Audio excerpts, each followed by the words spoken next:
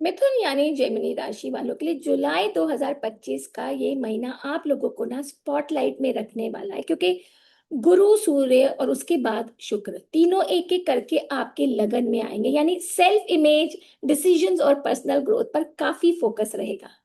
नमस्कार, मैं आचार्य ऋचा शर्मा स्वागत करती हूँ आप सभी का अपने एस्ट्रोनॉमी वैदिक ज्योतिष एजुकेशनल चैनल पर। जब यूनिवर्स आपके साइन में प्लैनेट्स भेजता है ना, तो समझ लीजिए ये समय है खुद को शाइन करने का। तो मिथुन राशि वालों, जुलाई का महीना आपके लिए इंट्रोस्पेक्शन और एक्शन दोनों का मिला जुला कॉम्बो लेकर आए हैं। तो चलिए शुरुआत करते हैं 2025 के मासिक राशिफल से। और सबसे पहले करियर और बिजनेस की बात करें तो ये महीना दो फेजेस में बटा हुआ है। 9 जुलाई तक जुपिटर कंबस्ट है आपके लगन में, जिसे कंफ्यूजन, आइडेंटिटी क्राइसिस या डिसीजन मेकिंग में थोड़ी झिझक हो सकती है। लेकिन 10 जुलाई से जुपिटर डायरेक्ट फील देगा और 15 जुलाई तक सूर्य भी आपके फर्स्ट हाउस में रहेगा। मतलब लीडरशिप की एनर्जी बढ़ेगी और लोग आपके आइडियाज को सीरियसली लेने लगेंगे। जॉब चेंज का सोच रहे हैं तो 15 जुलाई से पहले तक क्लैरिटी लें, लेकिन एक्शन 15 के बाद में, जब सूर्य आपके दूसरे भाव में चला जाए और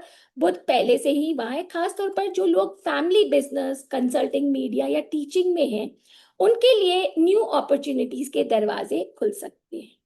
बिजनेस में थोड़ा पेशेंस रखना होगा। शनि दशम भाव में है और 16 जुलाई से वह रेट्रोग्रेड हो जाएगा। इसका मतलब यह है कि जो प्रोजेक्ट्स आपने पहले शुरू किए थे, अब उनका रिजल्ट धीरे धीरे सामने आएगा।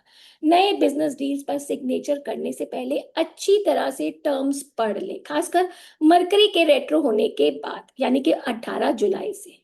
अब बात करें फाइनेंस और इन्वेस्टमेंट की, तो जुलाई बैलेंसिंग एक्ट बहुत जरूरी होगा। मरकरी और सूर्य दोनों दूसरे भाव में, यानी पैसा आएगा भी और आपके बोलने, कम्युनिकेशन और नॉलेज के जरिए कमाई भी हो सकती है। लेकिन 18 के जुलाई के बाद बुध वक्री हो जाएगा, इसलिए फाइनेंशियल डॉक्यूमेंट्स, पेमेंट्स या बैंक से जुड़ी बातों में एक्स्ट्रा अलर्ट रहना होगा। इन्वेस्टमेंट की बात करें तो स्पेक्युलेटिव इन्वेस्टमेंट से थोड़ी दूरी बनाए रखें। मंगल तीसरे भाव में और केतु भी वहीं से कुछ भ्रम पैदा कर सकता है, इसलिए बिना एनालिसिस के कोई बड़ा कदम ना लें। जो लोग इंटरनेशनल डीलिंग या फॉरेन इन्वेस्टमेंट से जुड़े हैं, उनके लिए यह महीना कॉशियस ऑप्टिमिज्म का है।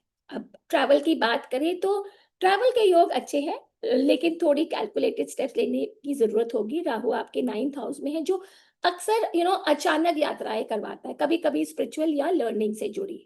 अगर आपका कोई रिलीजियस प्लेस पर जाने का अगर आप सोच रहे हैं या हायर स्टडीज से रिलेटेड कुछ प्लान कर रहे हैं, तो ये टाइम ठीक है। लेकिन मरकरी रेट्रोग्रेड को ध्यान में रखकर प्रॉपर प्लानिंग जरूर रखें। शॉर्ट ट्रिप्स भी होंगी, खासकर सिबलिंग्स या डॉक्यूमेंट से जुड़ी किसी बात के लिए। 15 जुलाई के बाद जब वीनस लगन में आएगा, तब आपकी पर्सनैलिटी इतनी चार्मिंग होगी कि किसी बिजनेस या रोमांटिक ट्रिप का भी मजा दुगना हो सकता है।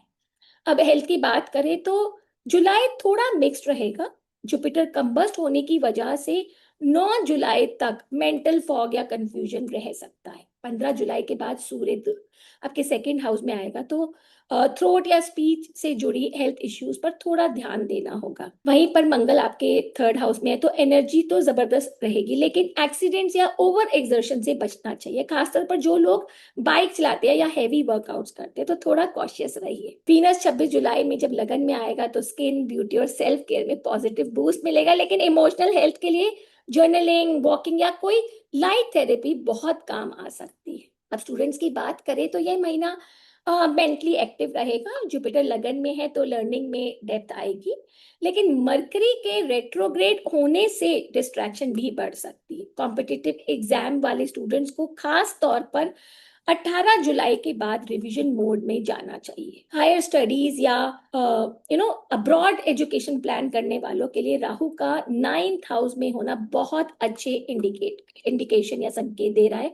बस डॉक्यूमेंट्स और डेडलाइंस को लेकर अलर्ट रहे।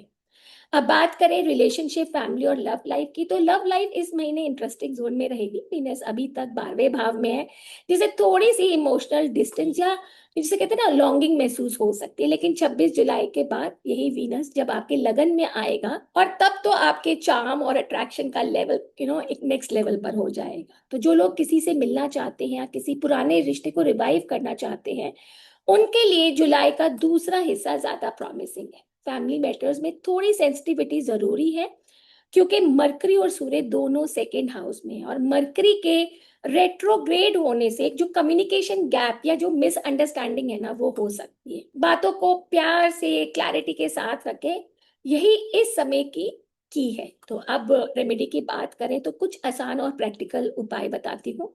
हर बुधवार गणेश जी को दूर्वा अर्पण करें और ओम गणपति नमः का 108 बार जाप करें। इससे मरकरी की जो एनर्जी है ना, वो पॉजिटिव रहेगी।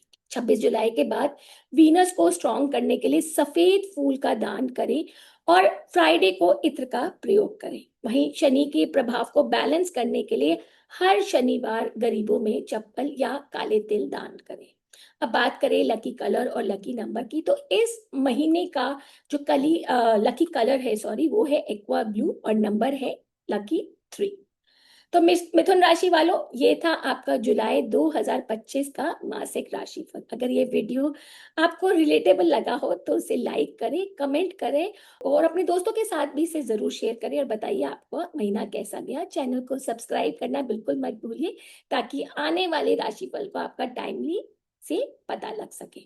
तब तक के लिए स्टे शार्प, स्टे ग्रेसफुल और अपनी एनर्जी को सही डायरेक्शन में यूज कीजिए। नमस्कार।